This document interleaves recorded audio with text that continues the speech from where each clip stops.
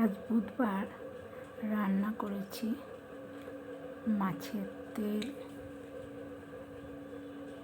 আর এটা হলো মাছের তেল, কাতলা মাছের তেল। আর এটা পেঁপে সেদ্ধ,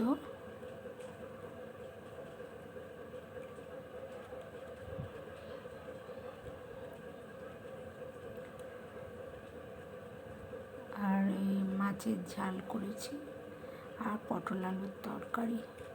আজকে রান্না করতে দেরি হয়ে গেছে, কারণ বাড়ি বাড়ি সব বিএলও এসআই আর এর জন্য ফর্ম বিলি করছে।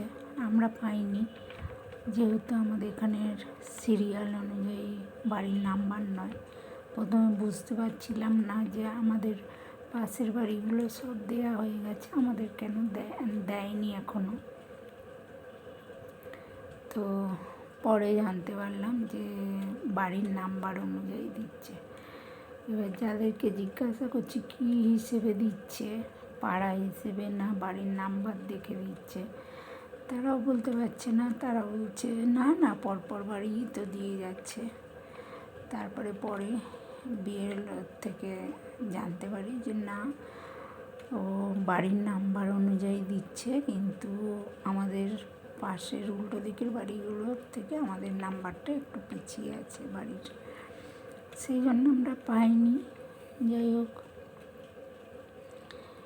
বিএলও বললো যে আমি বাড়ি তো সিরিয়াল অনুযায়ী বাড়ির নাম্বার নয়, উল্টোপাল্টা সব বাড়ির নাম্বার, যার জন্য হয়তো 1 নম্বর বাড়ি, তার উল্টো দিকের বাড়িটার নাম্বার হচ্ছে 100 কত। এবার খানিকটা গিয়ে আবার 8 নম্বর, তার উল্টো দিকের বাড়িটা আবার 100, এরকমভাবে বাড়ির নাম্বার, যার জন্য পাশাপাশি ফর্ম সবাই পাচ্ছে না। যার জন্য কী হচ্ছে, বাড়ির নাম্বার অনুযায়ী দিচ্ছে। আর তখন যাদের এতে বাড়ি দূরে, তাদের নাম্বার, বাড়ির নাম্বার বেশি, তাদের এখনও পর্যন্ত দিতে পারেনি। বলছে আমি বাড়ি চিনতে পারছি না। এবার কেউ হেল্প করলে পাড়ার, তাহলে বাড়িগুলো চিনে দেওয়া যায়। আমাদের পিয়নও তাই বলে, আমাদের এখানটা বাড়ির নাম্বারগুলো এত উল্টোপাল্টা আছে।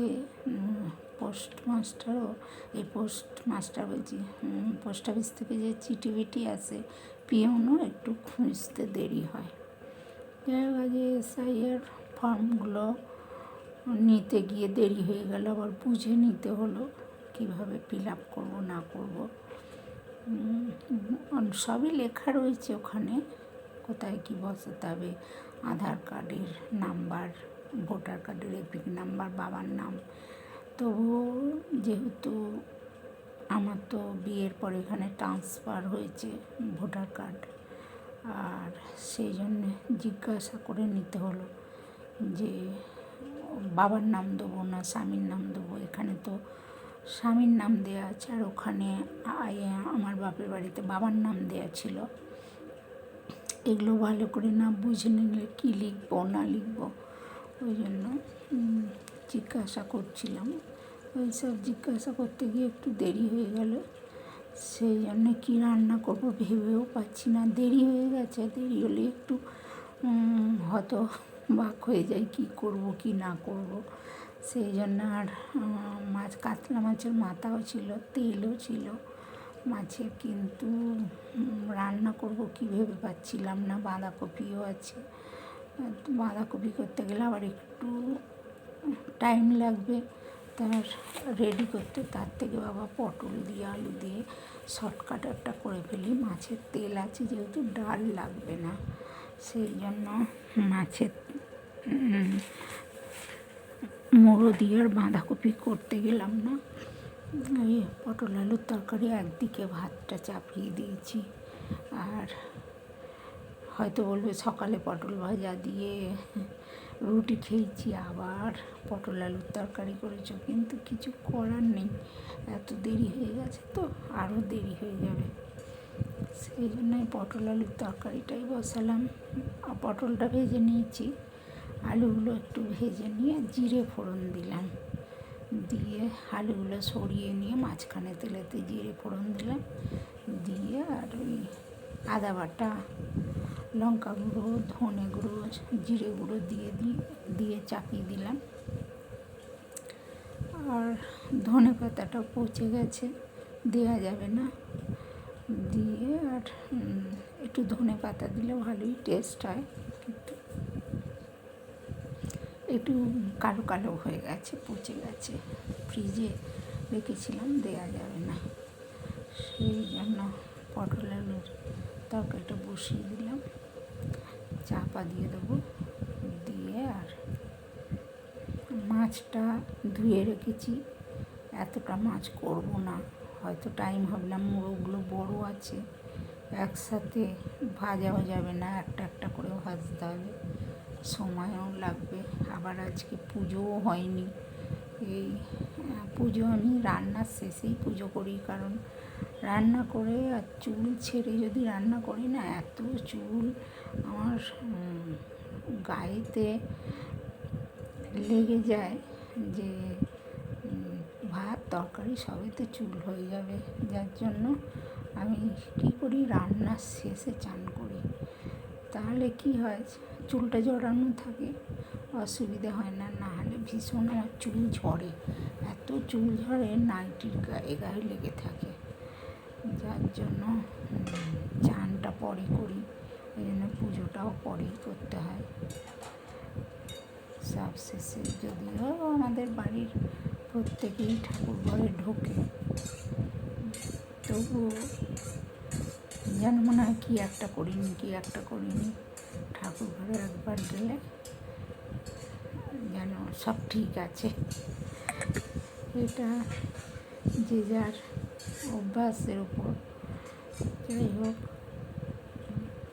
এবার মাছটা ভাজবো, তারপর মাছের তেলটা ভাজবো।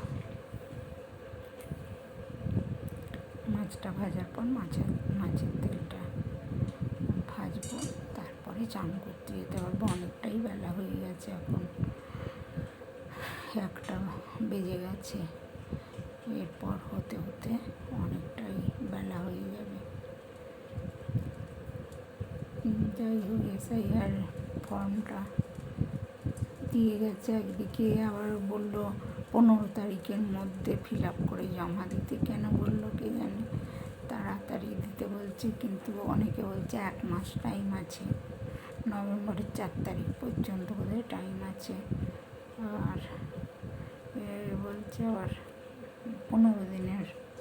15 তারিখের মধ্যে জমা দিয়ে দিতে বলছে। যাই হোক, পেয়ে গেছি, যখন ফিল আপ করতে বেশিক্ষণ লাগবে না, সেটা না, আবার দেখতে হবে অনলাইনে। এটা বাবারটাও ওখান থেকে পাঠিয়ে দিয়েছে, কোনটা লিখবো দেখতে হবে। যেহেতু এখানে আমার ট্রান্সফার হয়েছে 2003 সালে ভোটার কার্ডটা, আর ওখানে নাম ছিল 2002, ওখানে নাম ছিল SIR যে 2002 হয়েছে বলছে, ওখানে নাম ছিল। কোনটা এবার দিতে হবে একটু ভালো করে জেনে নিয়ে ফিল আপটা করতে হবে।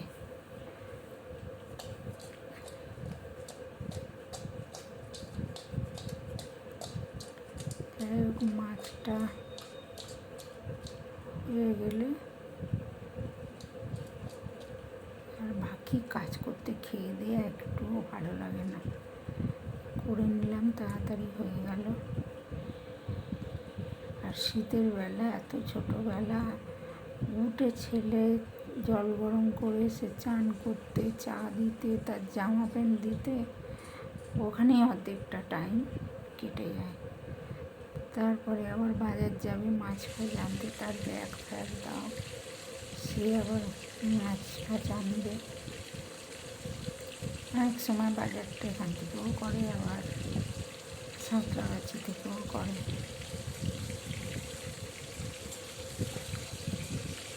এইসব করতে করতে আর সময় হচ্ছে না অন্য কিছু করার, যে টবগুলো অনেকটা এগিয়ে গেছে, ধনে গাছ বসাবো, সে আর টাইম হচ্ছে না।